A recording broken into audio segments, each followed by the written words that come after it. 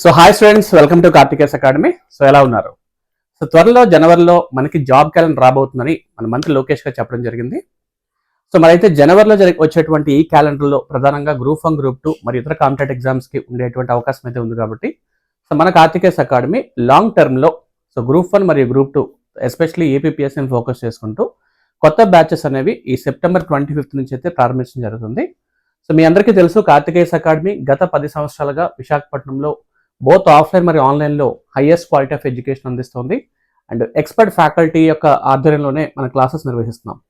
So because competitive ఎగ్జామ్స్కి కావాల్సినటువంటి high quality of education మన అభ్యర్థులకి చాలా బాగా ఉపయోగపడుతుంది.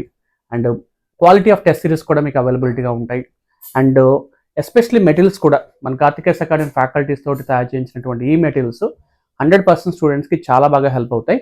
బికాస్ ఒక ఫ్యాకల్టీకి ఉన్నటువంటి దాదాపుగా 15 నుంచి 20 సంవత్సరాల ఎక్స్పీరియన్స్ ఆ సబ్జెక్ట్స్ పై స్టూడెంట్స్కి ఎంతగానో ఉపయోగపడుతుంది. ఒకవేళ మీరు ఇప్పుడే ప్రారంభిస్తున్నట్లయితే మీకు లాంగ్ టర్మ్ బ్యాచెస్ అనేవి మీ అందరికీ చాలా బాగా ఉపయోగపడతాయి. ఒకసారి ఆలోచిద్దామండి. షార్ట్ టర్మ్ బ్యాచెస్ జనరల్గా 3 to 4 months ఉంటాయి. అండ్ సిలబస్ చూస్తే మనకి చాలా హెవీగా ఉంటుంది. అందులో అనేక సబ్జెక్ట్స్ ఉంటాయి. Polity, history, geography, economy and current affairs, science and technology and arithmetic reasonings, ఇలా దాదాపుగా సో 8 నుంచి 9 సబ్జెక్ట్స్ పైనే ఉండేటువంటి ఈ కాంపిటేటివ్ ఎగ్జామ్స్ని షార్ట్ టర్మ్ బ్యాచెస్లో ప్రిపేర్ అయ్యేటప్పుడు అభ్యర్థులు కొన్ని తప్పనిసరిగా మిస్టేక్స్ చేస్తూ ఉంటారు. సో వీటిని మనం కరెక్షన్ చేసుకోవాలనుకుంటే తప్పనిసరిగా లాంగ్ టర్మ్ బ్యాచ్ యొక్క ప్రిపరేషన్ చాలా బాగా హెల్ప్ అవుతుంది. అండ్ ఎస్పెషలీ కాంపిటేటివ్ ఎగ్జామ్స్కి. సో దీన్ని దృష్టిలో పెట్టుకొని గత 9 నుంచి 10 సంవత్సరాల ఈ కాలంలో మేము నేర్చుకున్నది ఏంటంటే, లాంగ్ టర్మ్ బ్యాచెస్ వల్ల సక్సెస్ రేట్ చాలా ఎక్కువగా ఉంటుంది. షార్ట్ టర్మ్ బ్యాచెస్లో ప్రిలిమ్స్ క్వాలిఫై అయినా సరే మెయిన్స్లో అభ్యర్థులు ఎక్కువ మిస్టేక్స్ చేయడానికి అవకాశం ఉంది. అంత తక్కువ టైం కూడా